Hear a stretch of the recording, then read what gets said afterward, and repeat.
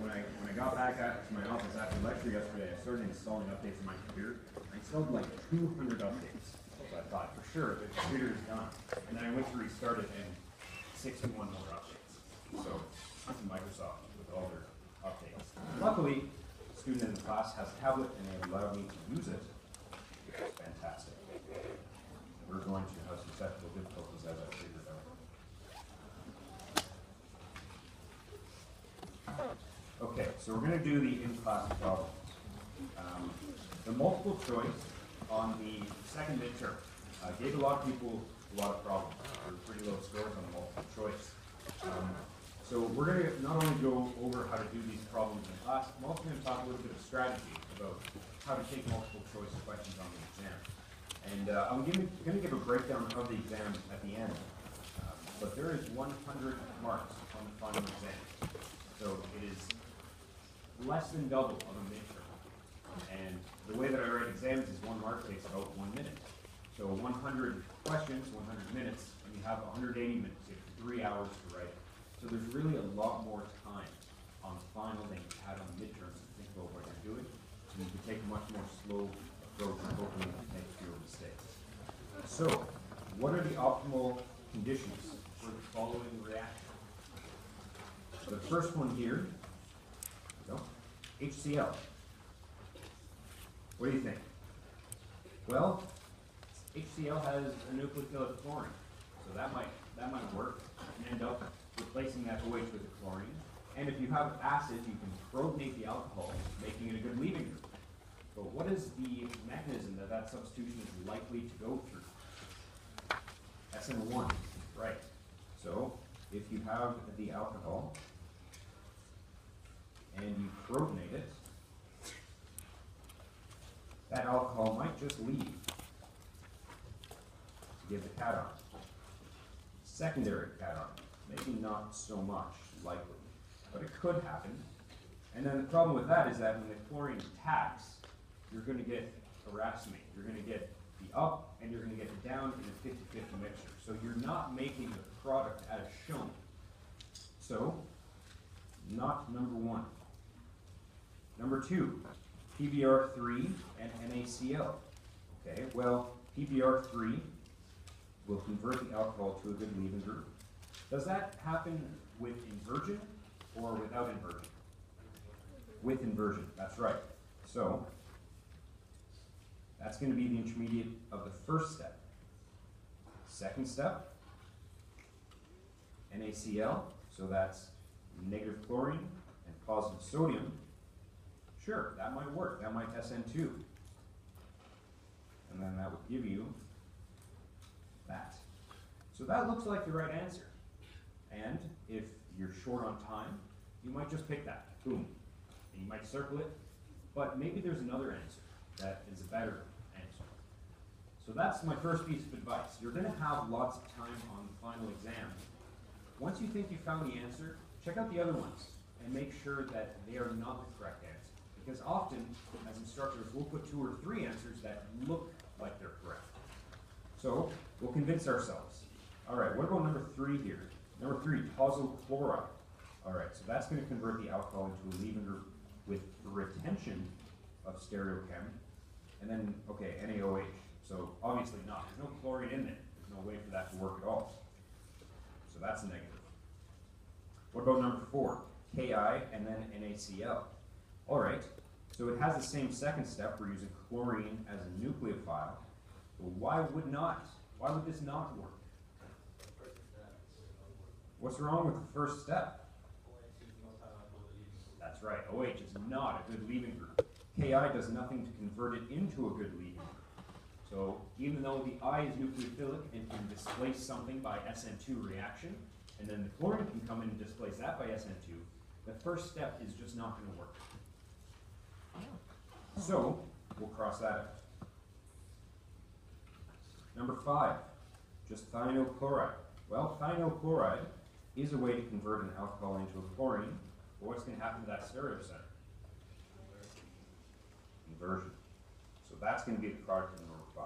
So, we are confident now. Number 2 is going to be the answer.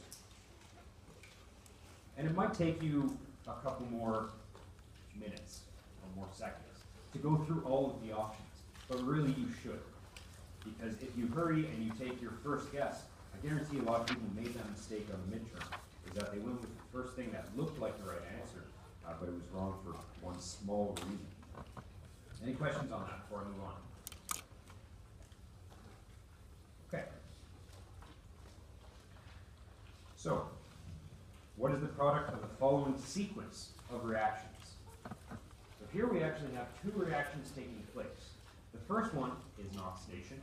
The second one is a reduction. So chm38, we know that as a strong oxidizing agent. We talked about how it can oxidize alcohols. What else can it do? Cleave double bonds, yeah. So we're going to cleave the double bonds, and then step number 2. What type of reaction is that? We've seen sodium borohydride a couple times, but what does sodium borohydride by itself do? Is it an oxidizer or a reducer? It's a reducing agent, and it specifically reduces what types of compounds? Carbonyl compounds. Is this the strong one or the weak one? Weak, it's not the hammer. So we have a weak reducer, and then H3O plus to finish the mechanism off. So what I encourage doing on these ones, because these answers are all very purposefully chosen to look right.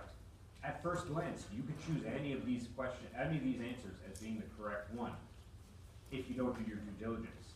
So on the exam, don't waste your time trying to convince yourself of all 4 and whether they are or not. Just cover the answer up and just draw the product from the reaction out and then match it to one of the answers. So we'll go ahead and do that. I'm going to switch over.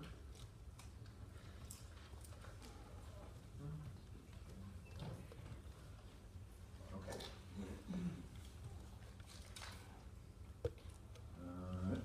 There it is. So without even looking at any of the answers,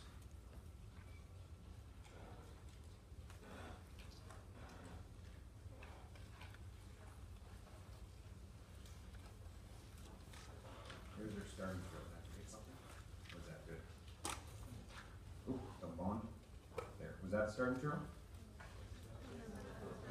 Methyl group off this? Thank you.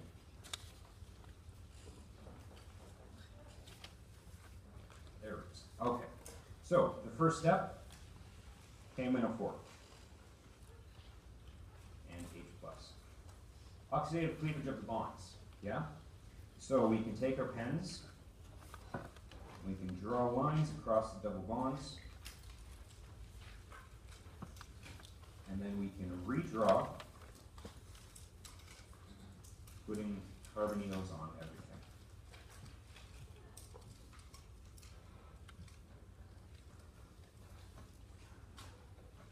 What happens with chm38? chm38, mild or aggressive?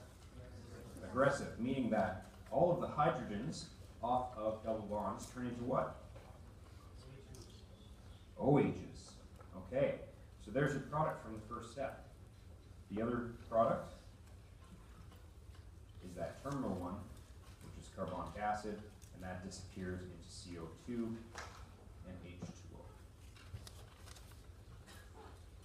Any questions so far? Okay. So, step number 2, NaBH4, followed by in the second step, rhotic water. So this is a reduction, and it's a mild reduction, so it only reduces aldehydes and ketones. It is not going to reduce the carboxylic acid. So we will take the ketones, we will reduce them, and leave the carboxylic acid alone.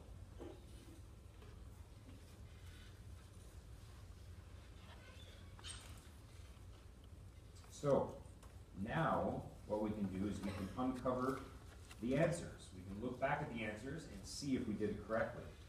We have in the first position carb acid, in the third position an alcohol, in the sixth position an alcohol.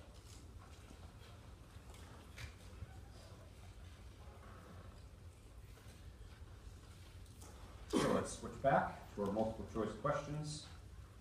Excellent. 1, 2, 3, 4, 5, 6, 7. There's our answer. Okay, we done? Sure. You found the answer, you're fairly confident. What you should do is look at the other ones, if you have time. So maybe move on to other questions and then come back to this, and convince yourself that the other ones are not correct. Why is this one not correct? It reduced the carboxylic acid. To do that, you need a strong reducing agent. You need lithium aluminum hydride, a hammer. This one here, at first glance, might be okay, but if you take the time to number things out, nope. The alcohol is in the wrong position. And this one here, again, the alcohol will reduce. So we're super sure now. We'll put a star beside that. Any questions? All right.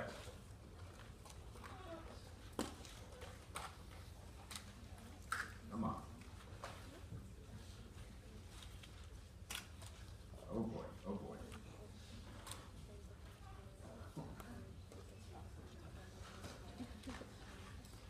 Windows products. This might be not working. Could you come up for a sec, please? Magic touch.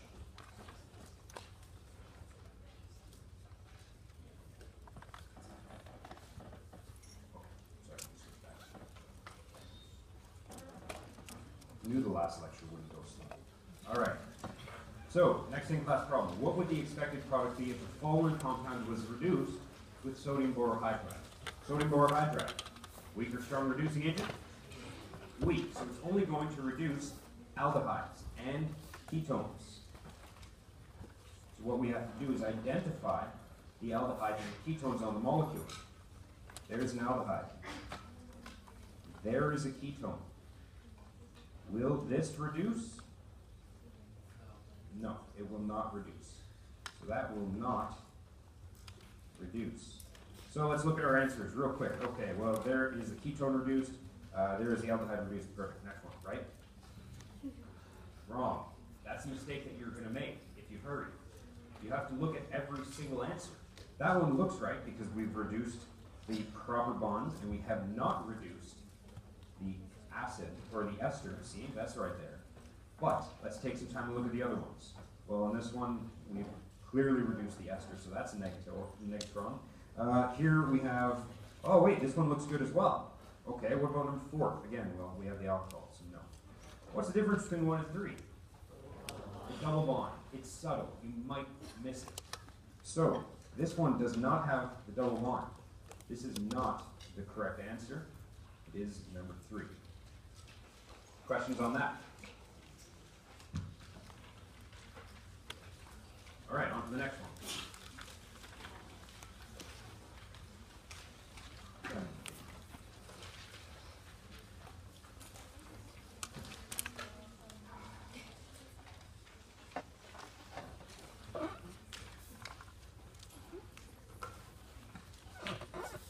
I don't know, man.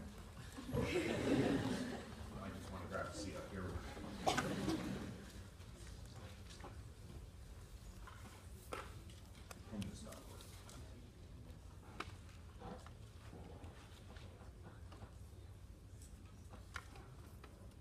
Back in my day.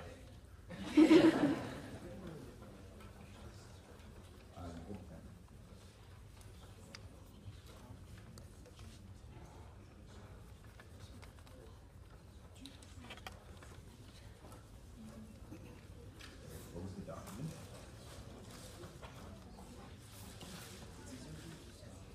Oh.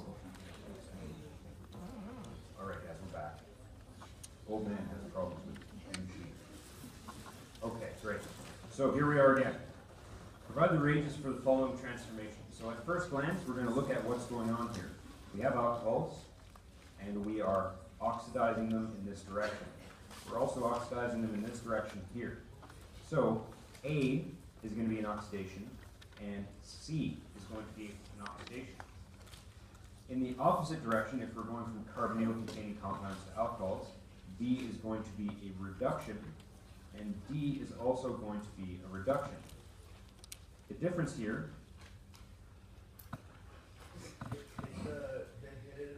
thank you. Guys, isn't that?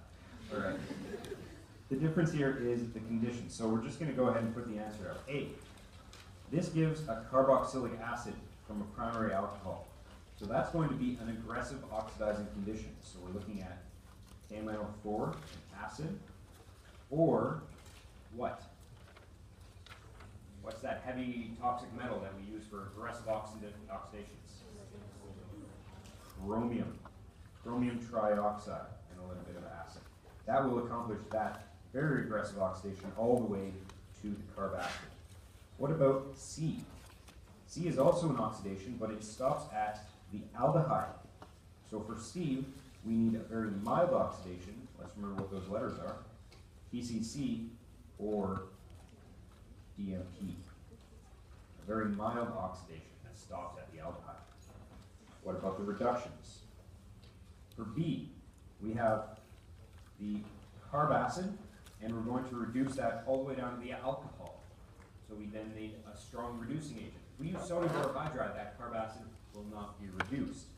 So we need to use the hammer, lithium, aluminum, hydride. And D, well, we're going from an aldehyde and a ketone to the alcohol. So what can we use there? What reducing agent do we need to accomplish that transformation? Mild or aggressive? Mild works. What about aggressive? Would that work as well? Absolutely. So there you go, there are your answers for that. So much. I'll stop for a second. Okay, so I'm going to give the exam breakdown in 2 more slides. There's going to be a synthesis problem on the exam, meaning that I will give you a target molecule, and you will have to use the reactions that we have learned to put together a multi-step synthesis to make that target molecule. So these in-class problems are very indicative of the types of difficulty. So the 2 starting materials provided are the only sources of carbon, meaning that you can't make up another carbon-containing reagent. And you want to put these 2 pieces together, A and B, in order to make the product C. Here's a hint for you. In all these synthesis problems, you're going to see a carbon-carbon bond forming reaction. On the final exam, the synthesis will require a carbon-carbon bond forming reaction. Does anybody remember what 2 carbon-carbon bond forming reactions we have learned about in this course? Grignard and Gilman. No, because you're going to need to use them. Grignard reagents work particularly well with what types of electrophiles?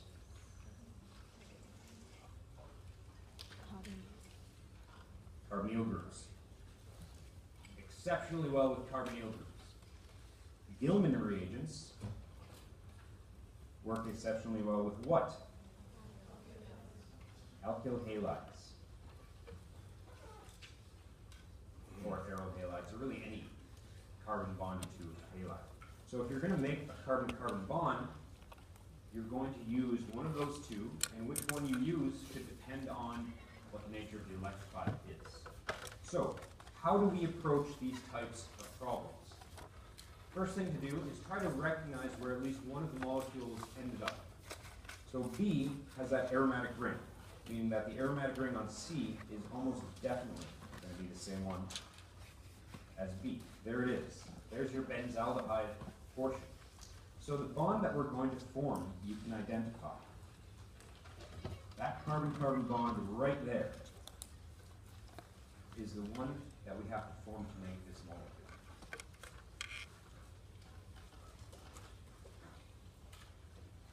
How are we going to do that? Are we going to use a Gilman or a Grignard reagent, do you think? Grignard, that's right. The bond you're trying to form has a carbonyl there. So right away that's going to tell us in our head we should stick with a Grignard reagent and move away from Gilman reagents.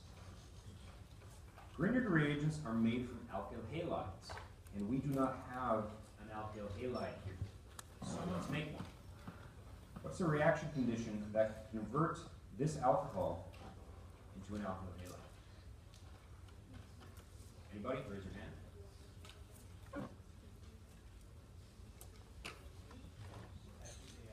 HCl. Glad you pointed that out. Why is HCl not an excellent choice for this reaction? What type of alcohol are we looking at? Primary. So HCl works fine on tertiary because it has to generate that carbocation. But because it's primary, we're going to use something else. SOCl2, thionyl chloride, or phosphorus tribromide. So, SOCl2, that's going to make chloride. You could also use PBr3. And if you're using SOCl2, you should point out pyridine is being used. Yes? Tosyl chloride works well, but the problem is you're going to make it into a good leaving group, a tosyl. You need to make an alkyl halide in order to convert this species into a Grignard. Okay? So how do we convert alkyl halides into Grignards? Add magnesium.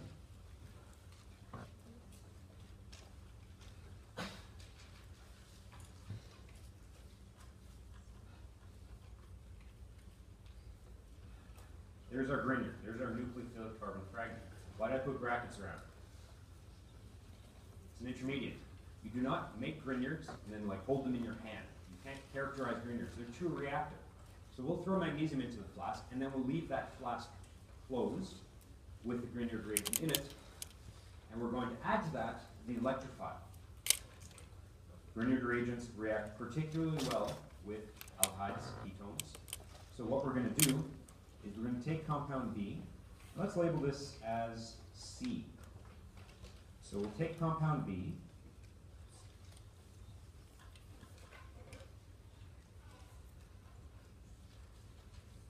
and we will treat it to a two-step procedure.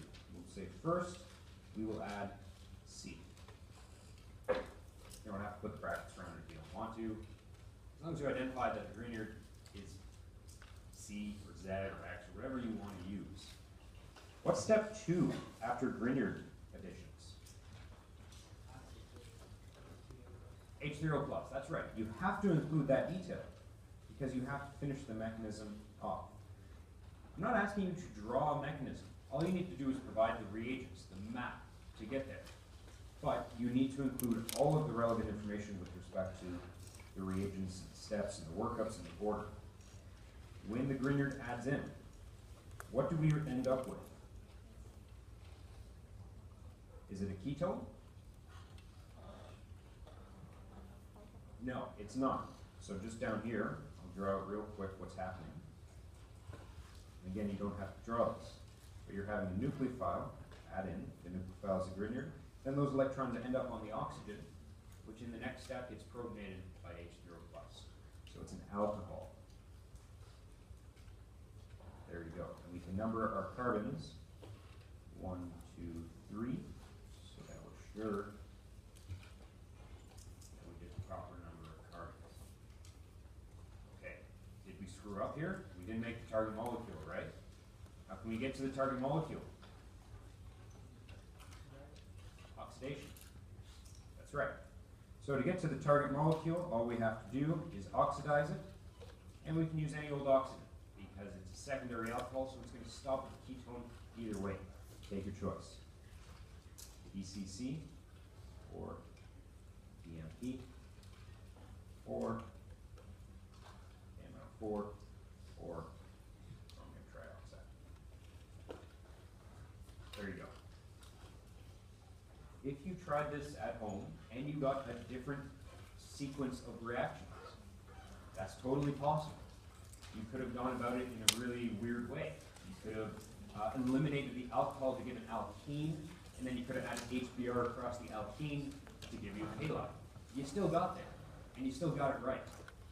As long as you don't break any mechanism rules, as long as you count the correct number of carbons, you're going to get full marks for a synthesis that works.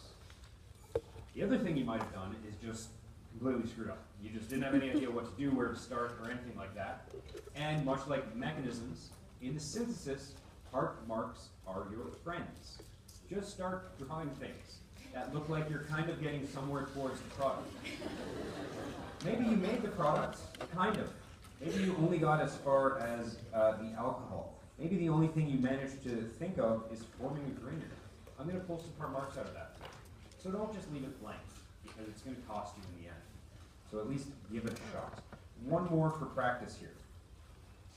Design a synthesis of the following product using cyclohexene as your only source of carbon. So cyclohexene, as shown, is your only source of carbon.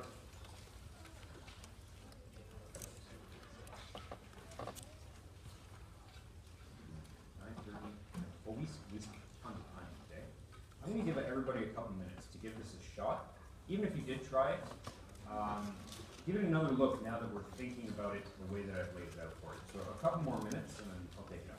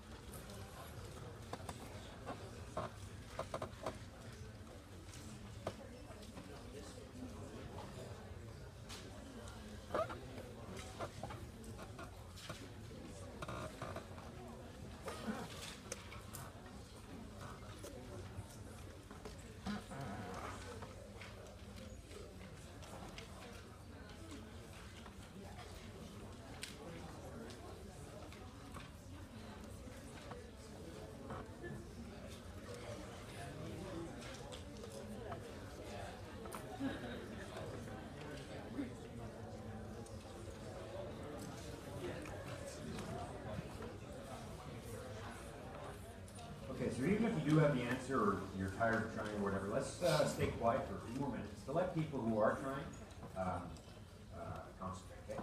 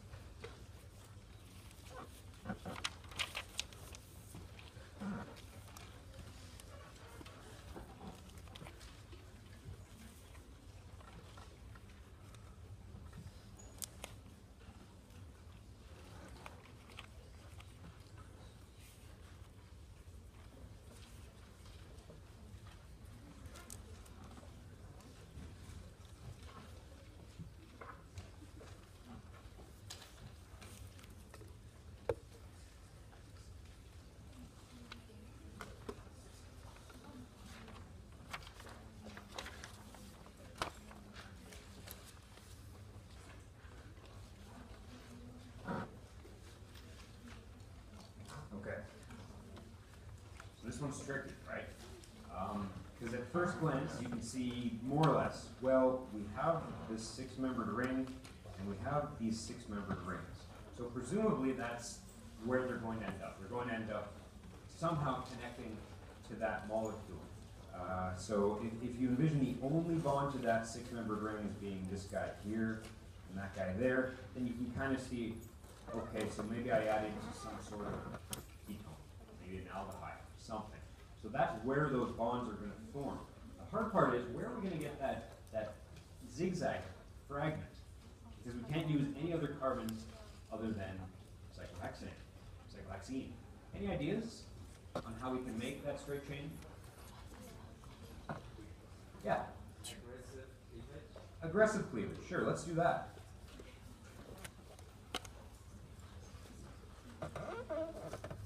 So if we take that cyclohexene starting material and we treat it to aggressive conditions, KMNO4, then we're going to cleave across it and we're going to make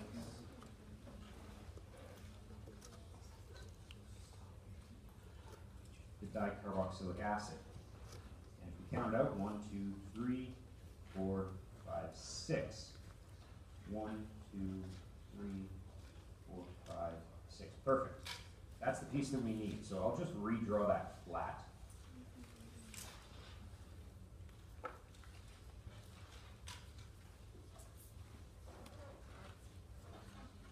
go. Okay, so we made our dicarboxylic acid. That theoretically can be used as that carbon fragment. So if then we want to modify this to be the 6-membered ring somehow, any ideas on how we might be able to do that? Well, when we looked at additions to alkenes, we haven't looked at putting 2 carbon fragments together using an addition reaction to an alkene, right? The only carbon-carbon bond forming reactions that we've looked at are Grignard's and Gilman reagents. So which one here do we want to try to make?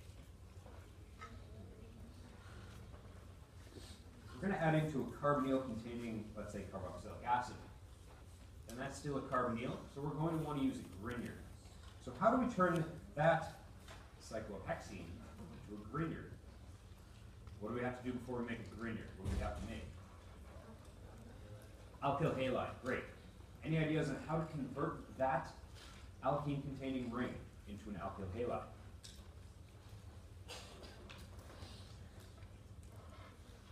Anyway? What types of additions do we know to double bonds? We can add water across a double bond, right? We can add dibromide, we can add a bromine, we can add a water and a bromine. What's going to get us to the desired alkyl halide? HBr, that's right. So if we take the starting material and treat it with HBr, what we're going to end up with is a monobromide.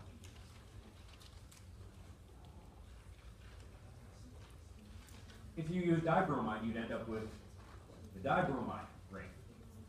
And we don't want to add the same ring twice. We want to add that with one ring twice. Okay? So, to convert this into a Grignard species, we treat it with magnesium. That's going to make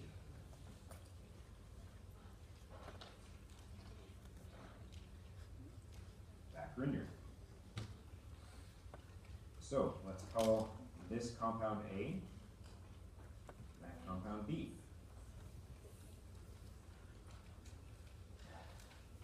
If we take compound A and compound B and put them into the same flask, are we going to get a carbon-carbon bond-forming reaction?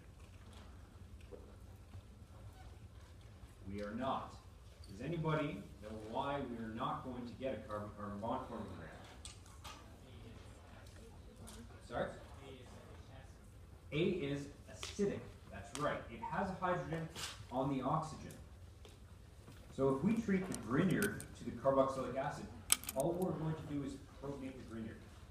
The Grignard is going to act as a base, and that's going to be the end of our Grignard reaction. So, what do we need instead of the carboxylic acid? Yes? There's an mild cleavage at the beginning. That's right. We don't need an aggressive cleavage to give the acid. What we need is a mild cleavage to give the aldehyde. So we'll treat it with osmium, or ozone, my apologies, ozone, followed by a reductive workup of zinc and acetic acid. And that's going to give a mild cleavage to give us the dialdehyde. Now we do not have any acidic protons. The protons on the carbonyl group are attached to a carbon, which makes them non-acidic. So, Grignards, good nucleophiles, but good bases. We want to make sure that there are no acidic hydrogens around. So this is going to be our desired electrophile. So we will take this compound and treat it with, first, 2 equivalents of D. So the Grignard that we generated, we're going to use twice.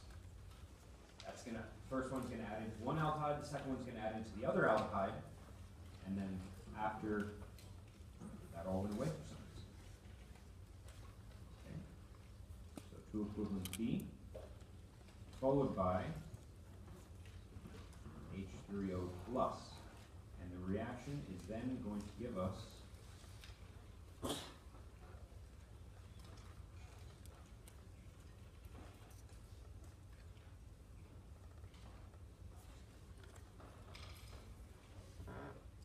our target molecule.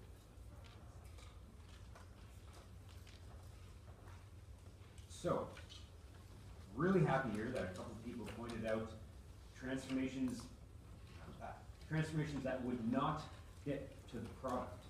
There's part marks all over this.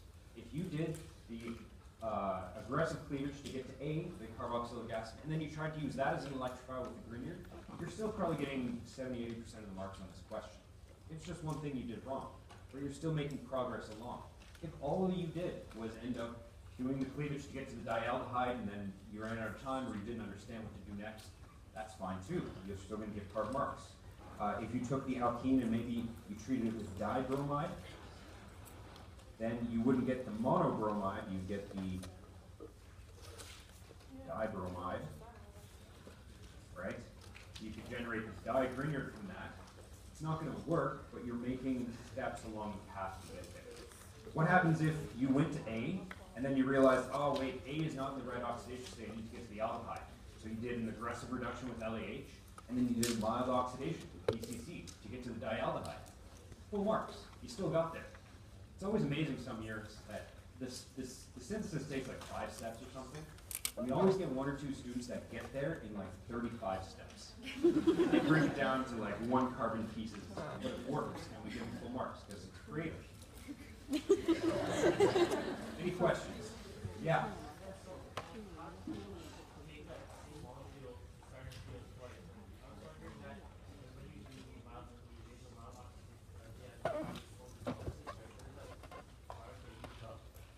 Sorry, what? Yes.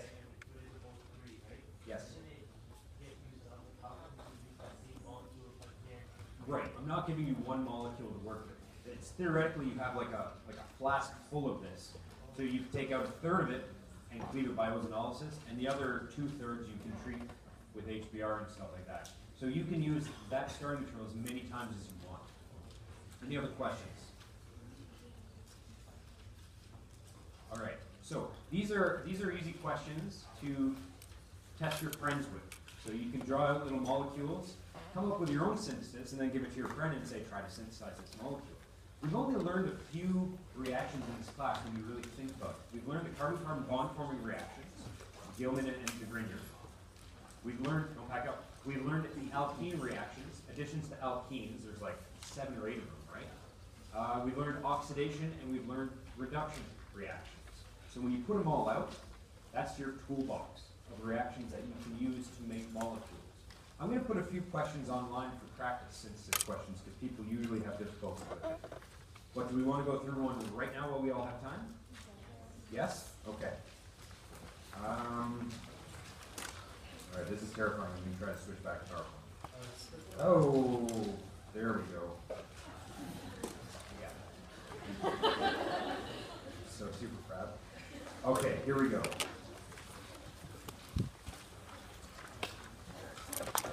So,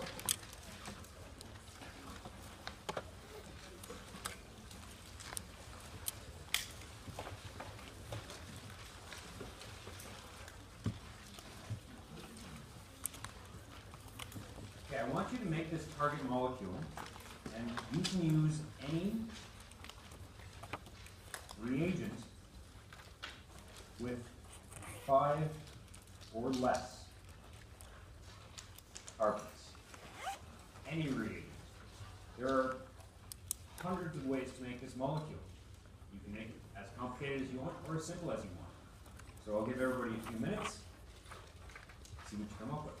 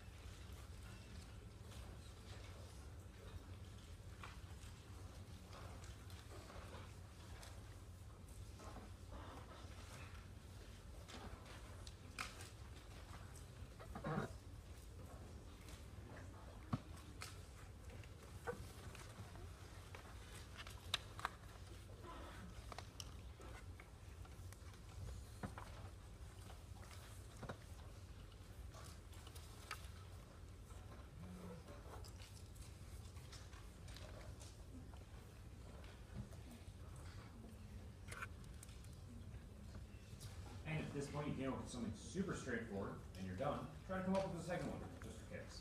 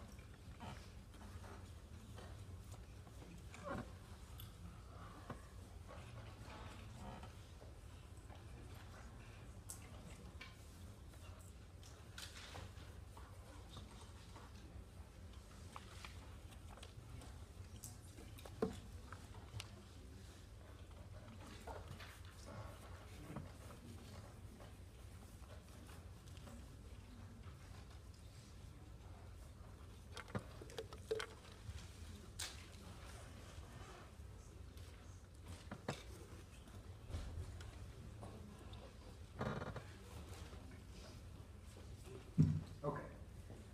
No oxygens in this material.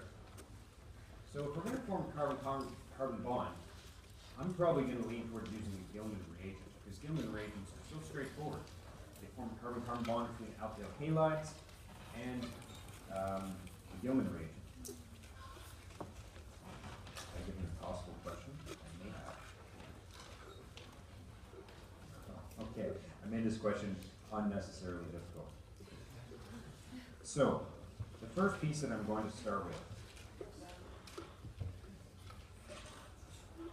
I'm going to choose to start with that piece. So a 5-membered ring with bromine on it, 5 or less carbons, sure. So let's use that as the electrophile that's going to make up this here. To form this carbon-carbon bond then, I will use a Gilman reagent. So 1, 2, 3, 4, 5. I made this really difficult. This is what happens when you come up with things on the spot. Okay, our marks are our friends. So let's come up with a Gilman reagent that we like.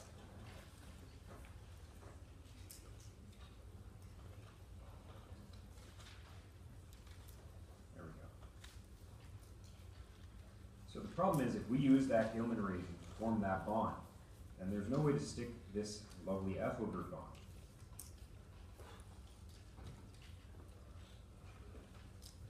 Okay. So we have to leave some sort of functionality on that alkyl chain in order for it to work. So what I'm going to do, because it's I think our only option, is just add double bond there. There we go. Okay, so those are my 2 starting materials.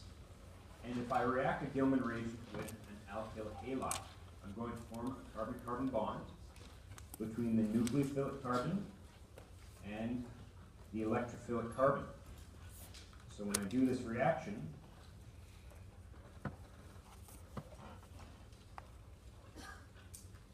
highlighted in green here is that new carbon-carbon bond. And to make sure I don't screw up, I will number the carbons. 1, 2, 3, 4, 5.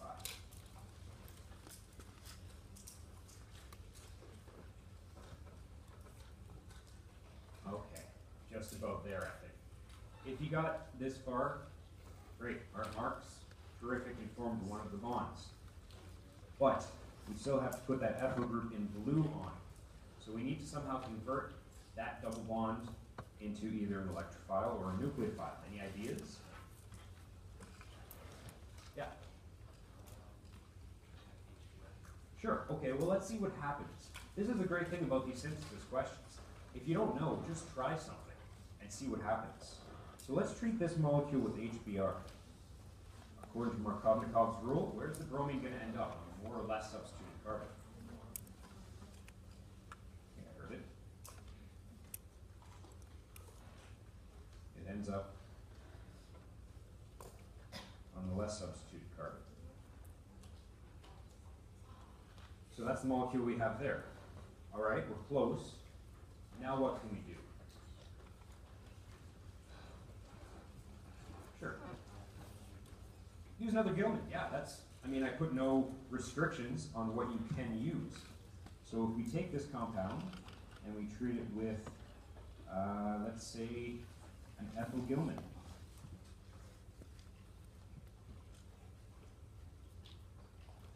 Apologies. Oh. This guy doesn't have an erase. I think I can figure this out.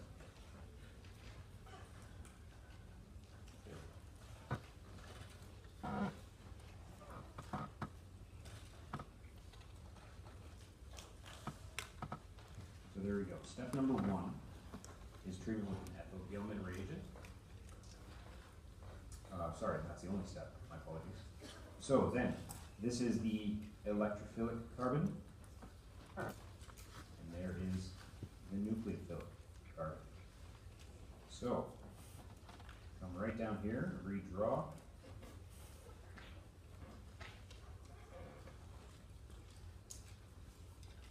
New bond that forms.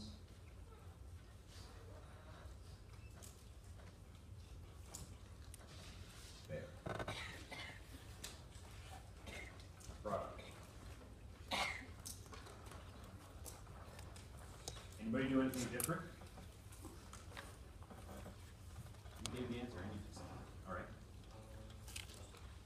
Oh. Yeah, can you have a halogen in the Gilman itself? So, can I have a Gilman reagent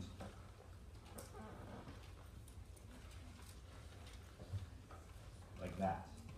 What do you think? Yay or nay? So a Gilman reagent has a nucleophilic carbon, and built into the same reagent is an electrophilic carbon. So it's going to react with itself. So you can't do that. Other options for what to do here. You can take this alkyl halide, and then you can convert that into a Gilman reagent. You can treat it with the lithium and the copper, make it nucleophilic, and then throw in an ethyl bromide as the electrophile. You can get super creative if you want. Maybe you don't like Gilman reagents, you like Grignards.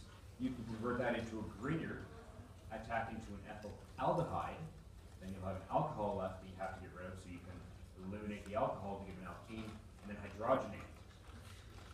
There's literally hundreds of ways to do it, and it takes practice, and it takes getting familiar with the reactions that we've been taught and how to string them together to make certain types of functional groups. Practice makes perfect on this, so I'm going to put a lot of practice problems up.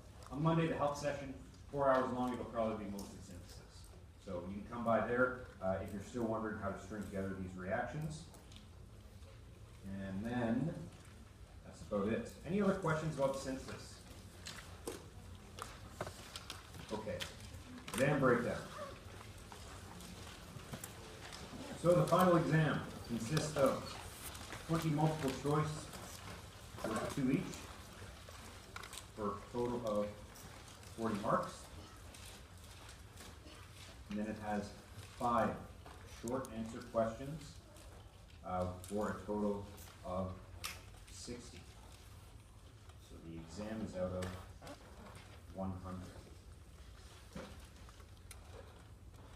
At the rate of about a mark a minute, which is the same rate as you should have planned to use for the midterms. It should take about an hour and a half, maybe 2 hours to write this exam. Then you're going to have a full hour left over. So my advice to you is to take a deep breath, relax, go through the problems slowly, being confident that you have more than enough time to finish the exam. It is not a lengthy exam. Those short answers, further breakdown. You got the nomenclature. That's out of 9. Followed by a resonance. Out of 9.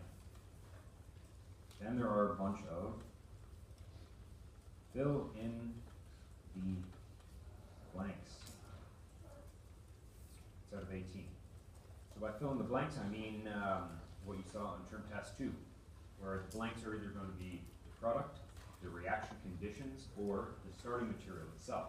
You're going to have to provide one of them. Following that, you will have a mechanism. And the mechanism will focus on one of the mechanisms that we focused on in class. So it's really important to understand the mechanisms of all the reactions because it tells you why things happen. That way, you can understand no matter what mechanism I give you, even if it's something crazy that you've never seen before, you can go into your memory banks and pull out all the reactions that you learned about, all the mechanisms you learned about, SN1, SN2, E1, E2, and you can figure out what should happen and what's going to happen to get from starting material to product. And then we're going to end with a synthesis of the approximate difficulty of the ones that I showed in class. That's going to be worth 13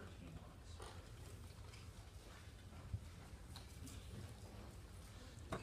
So again, good advice for test taking. You're going to be super comfortable with one of these questions. You're not going to see anything really in terms of the format of a question that you've never seen before. So my final exams look a lot like my two midterms pretty much put together. Okay? So the short answer questions are going to be familiar. So you can just, maybe you just nailed the resonance question. Maybe nomenclature is kind of your thing. Go there first, do that question, put yourself at ease, having done 1 to 5 short answers, and then you can really take your time going through the multiple choice, double checking, those kind of things. The synthesis is where most people struggle the most because you got to put together everything you've learned. So I would not jump straight to that. It might throw you a little bit for a loop. Not on the exam. Prochirality. Still probably be asked. Fisher projections. We're done with Fisher projections. And of course there are no calculations. Okay. So if you're looking at this, I've given you all the short answer, and you're going to think to yourself, well, there's no chair flip question. So maybe I can just completely ignore chair flips. I would not recommend you do that, just because it's not a breakdown. Those concepts are still important in maybe multiple choices, maybe the mechanism, something to that extent. So you still need to study things that are not specifically pointed out on this slide. I just wanted to point out these minor topics that you can ignore. Okay. The other question that people ask me a lot is the breakdown of the final in terms of content. So we have lecture 1 and 2 were the first midterm, lecture 3 and 4 were the second midterm, and then we've just had lecture 5, week 5 and 6. The way that it breaks down is actually pretty even. And I tried to go through and see, this multiple choice question. Is this concept from the first third, the second third, or the third third? And it's really hard because the first third has, electronegativity and bond polarity and structure, which apply to reactions. So it's hard to say whether one multiple choice question tests concepts from the last third or the first third. So it's pretty even from what I can tell. By my best calculation, it was like 33, 33, and 33% for the multiple choice questions. Obviously, something like resonance, that's the first third. Nomenclature is just throughout the entire thing. So we learn nomenclature every other lecture for different types of functional groups. Mechanism and synthesis and fill in the blank, those are reactions, which are the last 2/3 of the class, because you didn't talk about any reactions in the first third. So you do have to study all of your notes pretty much evenly. Any questions? Yes? What do you mean by calculations? I'm sorry? What do you mean by calculations? Like I won't ask you to calculate the difference between two movement projections in terms of energy. I won't ask you to calculate the delta G, given the delta H and delta S. You don't need to bring a calculator, more or less. You might have to do a degree of unsaturation calculation, but hopefully those numbers are not too hard to understand. Any other questions? Yes? What about the last 2%? What about the last what? 2%. Did I not add up correctly? Ooh. So maybe the exam isn't out of 100, maybe it's out of 98. Oops. Either that or I wrote it down wrong because, you know what, I did write it down wrong. Mechanism, I believe, is out of 11. Yep. Sorry guys, I forgot my notes today, I was doing something wrong. Any other questions? Okay, Monday, help session 9 to 1. Details will be posted on portal. Good luck on the final exam, guys. Good luck in all your future courses. It's been a real pleasure. Thank you.